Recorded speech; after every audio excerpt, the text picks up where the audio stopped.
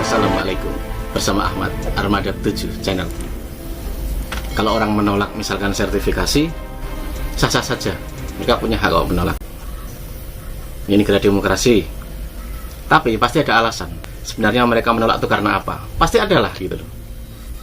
Tapi yang paling terlihat sebenarnya apa? Haluan politik yang berbeda. Ini lebih banyak mempengaruhi orang untuk misalkan menolak. Soal alasan lain ya ada gitu loh. Tapi yang paling utama kebanyakan apa? Haluan pilihan politik. Nah yang lucu ini, yang menolak ini, dia bukan orang politikus. Ramenya dia ini setiap hari itu apa? Seperti menggantikan oposisi, seperti menggantikan orang-orang politik di oposisi. Aneh kan? Padahal mereka ini bukan politikus. Kalau mereka mau ramai harusnya apa? Masuk ke politik. Jelas. Ibarat orang itu apa? Habitatnya itu jelas. Kalau dulu zamannya SBY saat itu, politikus PDIP itu menyerang pemerintah atau apalah seperti itu, mereka gentle, mereka berbaju PDIP. Sekarang tidak, banyak sembunyi. Dan yang tampil apa? Orang-orang yang katanya agamawan. Kan lucu. Seharusnya kalau mereka itu mau betul-betul fight soal isu, soal pendapat politik dan lain sebagainya, masuk ke partai politik. Walaupun sah-sah saja mereka itu bicara A, B, C, D, sah-sah saja. Tapi untuk etika politik nggak bagus. Tapi ada juga disinyalir apa? Dan bisa juga karena apa? Akan ketahuan bahwa mereka itu tidak masuk dalam syarat-syarat sertifikasi agamawan itu nggak masuk. Bahkan mereka itu apa? Mungkin dia tahu, makanya mereka menolak.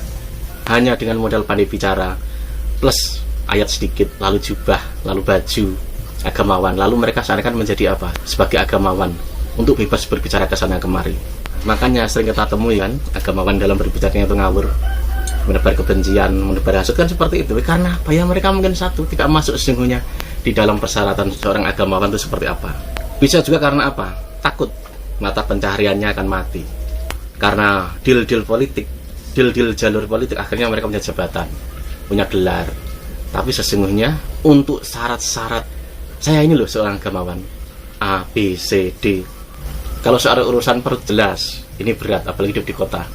Apalagi punya bini 1, 2, 3, 4. Lebih banyak nih, butuh dana.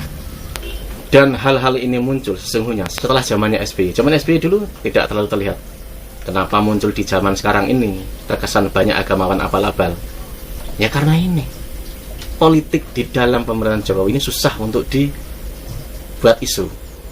Karena mungkin bersihnya Jokowi dari korupsi dan lain sebagainya. Makanya mereka menggunakan apa? Politik identitas, beragama, ras dan lain sebagainya. Karena ini lebih laku. Tapi hasilnya yaitu seperti sekarang ini, makanya muncullah sertifikasi untuk para agamawan yang bagus. Kan sudah jelas, seseorang menjadi agamawan itu nggak mudah. Harus sekolah A, B, C, harus menguasai kitab A, B, C, harus menguasai ilmu dan lain sebagainya. Tapi selama ini yang kelihatan itu kan cuma modal apa? Modal public speaking, modal pandai bicara, plus sedikit ayat, plus posisi kedudukan jabatan, lalu seakan-akan menjadi agamawan. Efeknya seperti sekarang ini. Coba Anda lihat di YouTube, banyak sekarang. Dari berbagai macam agama di YouTube, isinya apa?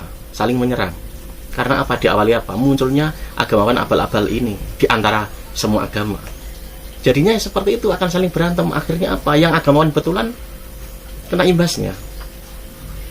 Dan cara-cara sertifikasi ini sesungguhnya ya seperti itu untuk menanggulangi hal ini. Karena apa? Karena kalau kebencian sudah merambah kemana-mana, saling curiga dan lain sebagainya, isinya apa? Cuman perang. Udah itu saja, nggak ada yang lain sesungguhnya. Oke, sampai sini. Wassalam.